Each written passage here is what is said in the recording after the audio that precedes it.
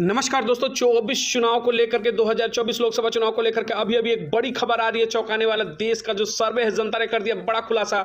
जनता ने बताया है कि कौन होगा देश का प्रधानमंत्री। जी हाँ, बड़ी खबर आ रही है इस वक्त की लोकसभा चुनाव को लेकर के सरगर्मियां जिस तरीके से पूरे देश में तेज हो चुकी है, वहीं जनता का भी राय खुल करके आ चुका है। तो सबसे पहला बेहतर सर्वे आपके बीच में लेकर आए हैं।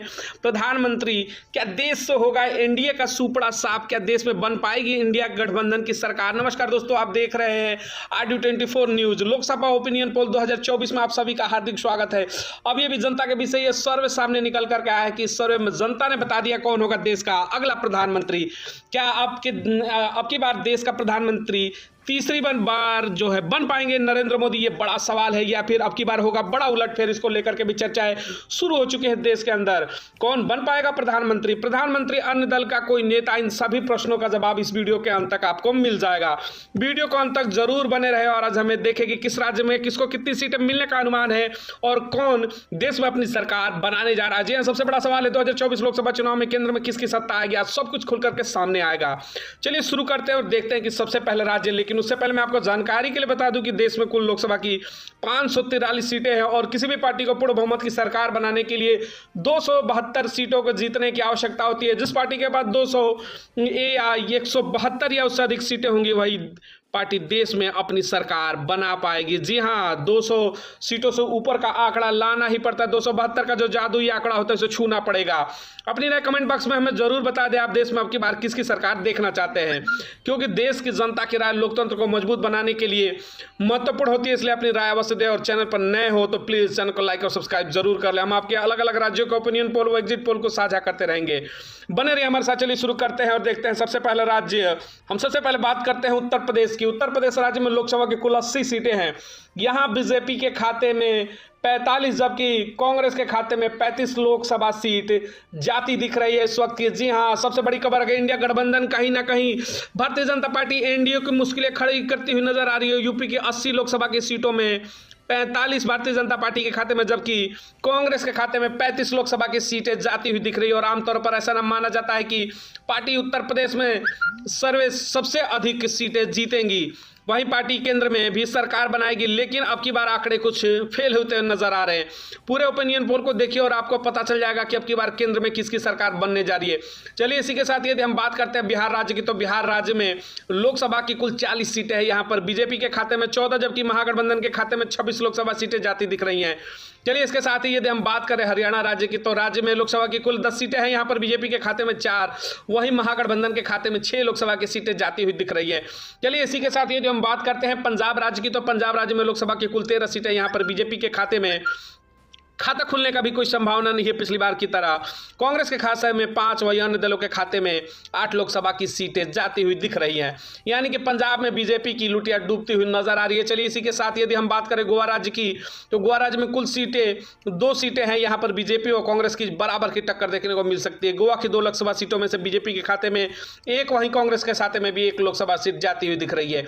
चलिए इसी के साथ यदि हम बात करते हैं असम राज्य की, तो असम राज्य में लोकसभा की कुल 14 सीटें हैं। यहाँ पर बीजेपी के खाते में 9, वहीं महागठबंधन के खाते में 5 लोकसभा सीटें जाती हुई दिख रही है। यानी कि यहाँ कहे कि असम राज्य में बीजेपी को काफी फायदा होता नजर आ रहा है, वहीं महागठबंधन को यहाँ नुकसान का सामना कर पड़ सकता है। चलिए इसी के साथ यदि हम बात करते हैं छत्तीसगढ़ राज्य की, तो छत्तीसगढ़ राज्य में लोकसभा की कुल 11 सीटें। यहाँ पर बीजेपी के खाते में 5, वहीं महागठबंधन के खाते में 6 सीटें लोकसभा की जाती हुई दिख रही हैं।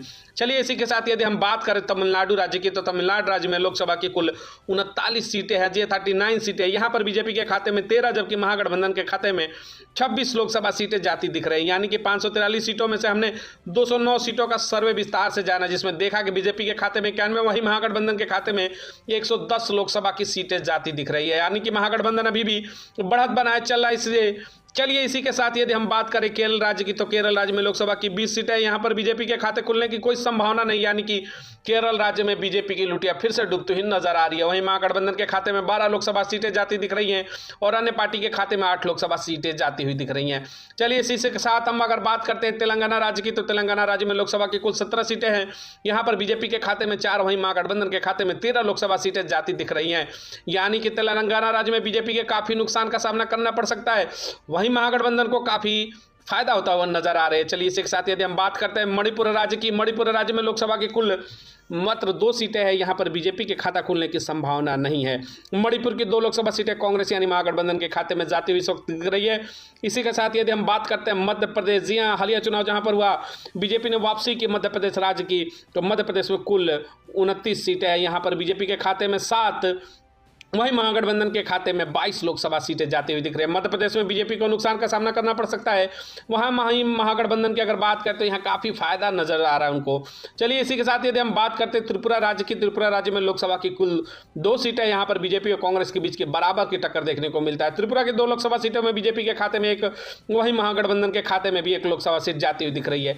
चलिए इसी के साथ हम बात करते हैं जम्मू कश्मीर, जम्मू कश्मीर में लोकसभा की कुल 6 सीटें हैं। यहाँ पर भी बीजेपी और कांग्रेस के बीच बराबर की टक्कर देखने को मिल सकती है।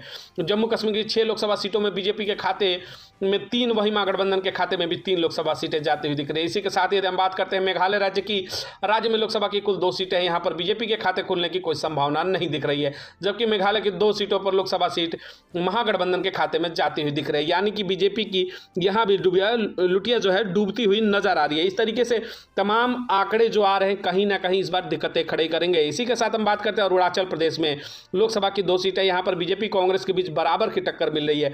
अरुणाचल प्रदेश की 2 सीटों में बीजेपी के खाते में 1, वहीं महागठबंधन के खाते में 1 लोकसभा सीट भी जाती हुई दिख रही है। इसी के साथ यदि हम बात करते हैं झारखंड की, जी हाँ, झारखंड राज्य में लोकसभा की कुल 14 सीटें हैं। यहाँ पर बीजेपी कांग्रेस के बीच बराबर की टक्कर देखने को मिल सकती है। झारखंड की 14 लोकसभा सीटों में से बीजेपी के खाते में, वहीं महागठबंधन के खाते में भी 7 सीट जाती दिख रही है। चलिए इसी के साथ यदि हम बात करते हैं राजस्थान की, जी हाँ, राजस्थान राज्य में लोकसभा की कुल 25 सीटें हैं। यहाँ पर बीजेपी के खाते में 17, वहीं महागठबंधन के खाते में 8 लोकसभा की सीट दिख रही है। यानी कि राजस्थान में बीजेपी को काफी फायदा होता हुआ नजर आ रहा है, क्योंकि हालिया जिस तरीके से देखा गया विधानसभा चुनाव में भी बीजेपी ने वापसी कर लिया था। यहाँ पर 8 लोकसभा सीटें जाती हुई जिस तरीके से दिख रही थी, वहीं इससे पता चलता है कि गुजरात बीजेपी का गढ़ माना जाता है, क्योंकि गुजरात में बीजेपी को काफ़ी फायदा नजर होते हुए इस समय देखा जा रहा है। अगर हम बात करते हैं गुजरात राज्य में कुल 26 सीटें हैं, यहाँ पर बीजेपी के खाते में 18, वहीं महागठबंधन के खाते में 8 लोकसभा की सीटें दिख रही हैं। इससे यह पता चलता है कि गुजरात बीजेपी में किस तरीके से मजबूत है, क्योंकि गढ़ भी उसे माना जाता है, इसका उसे फायदा भी मिल रहा है। जैसे यदि इसी के साथ हम बात करते हैं दिल्ली में लोकसभा की कुल 7 सीटें, यहाँ पर बीजेपी के खाते में 3, वहीं महागठबंधन के खाते में 4 सीटें जाती हुई नजर आ रही हैं। चलिए इसी के साथ यदि हम बात करते हैं हिमाचल प्रदेश की, हिमाचल प्रदेश में लोकसभा की कुल 4 सीटें, यहाँ पर बीजेपी और कांग्रेस के बीच बराबर की टक्कर देखने को मिल सकती है। यानी कि हिमाचल प्रदेश की 4 लोकसभा सीटों में बीजेपी के खाते में 2, वहीं कांग्रेस के खाते में 2 लोकसभा सीट जाती हुई नजर आ रही है। चलिए इसी के साथ हम बात करते हैं उड़ीसा राज्य की, उड़ीसा राज्य में लोकसभा की 21 सीटें हैं। यहाँ पर बीजेपी के खाते में 2, वहीं कांग्रेस के खाते में 3, अन्य पार्टियों के खाते में 16 लोकसभा सीट जाती दिख रही है यहाँ पर। चलिए इसी के साथ यदि हम बात करते हैं पश्चिम बंगाल की, तो जी हाँ, पश्चिम बंगाल में लोकसभा में कुल 42 सीटें हैं। यहाँ पर बीजेपी के खाते में 8, वहीं कांग्रेस यानी महागठबंधन के खाते में 34 लोकसभा की सीट जाती हुई दिख रही है। यानी कि पश्चिम बंगाल में बीजेपी को नुकसान का सामना करना पड़ सकता है, वहीं महागठबंधन को काफी फायदा होता हुआ नजर आ रही है। चलिए इसी के साथ यदि हम बात करते हैं महाराष्ट्र राज्य के, तो महाराष्ट्र राज्य में लोकसभा की कुल 48 सीटें, यहाँ पर बीजेपी के खाते में 16, जबकि महागठबंधन के खाते में 32 लोकसभा की सीटें जाती दिख रही है। यानी कि अभी तक 543 में से 476 सीटों का सर्वे हमने विस्तार से जाना, जिसमें देखा गया कि बीजेपी के खाते में 180 और महागठबंधन के खाते में 263 लोकसभा सीटें जाती दिख रही हैं। यानी कि अभी भी कांग्रेस यानी महागठबंधन काफी बढ़त बनाए हुए चल रहा है। इसलिए इसी के साथ यदि हम बात करें केंद्र शासित प्रदेशों के, अन्य केंद्र शासित प्रदेशों में भी लोकसभा की कुल 7 सीटें, जिसमें बीजेपी के खाते में 3, वहीं महागठबंधन के खाते में 4 लोकसभा सीटें जाती दिख रही हैं। चलिए इसी के साथ हम बात करते हैं आंध्र प्रदेश की, आंध्र प्रदेश में लोकसभा की 25 सीटें हैं। यहाँ पर बीजेपी के खाता खुलने की कोई संभावना नहीं, जबकि महागठबंधन के खाते में 10, अन्य पार्टियों के खाते में 15 लोकसभा सीटें जाती हुई दिख रही है। यानी कि आंध्र प्रदेश में बीजेपी की लुटिया डूबती हुई नजर आ रही है। इसी प्रकार लोकसभा की 544 सीटों का सर्वे हमने विस्तार से जाना, जिसमें देखा गया कि बीजेपी के खाते में 224, वहीं यानी कि इंडिया महागठबंधन के खाते में 277 लोकसभा सीट जाती दिख रही है। तो इस प्रकार ओपिनियन पोल के आधार पर अब की बार हम कह सकते हैं कि महागठबंधन अपनी सरकार बनाने जा रहा है। और आपको क्या लगता है कि देश में अब की बार किसकी सरकार बनेगी, कमेंट करके जरूर बताइएगा। आप अब की बार किसकी सरकार देखना चाहते हैं, किसकी बनाना चाहते हैं, या कमेंट करके जरूर बताइए, क्योंकि लोकतंत्र को मजबूत बनाने के जनता का राय महत्वपूर्ण होता है।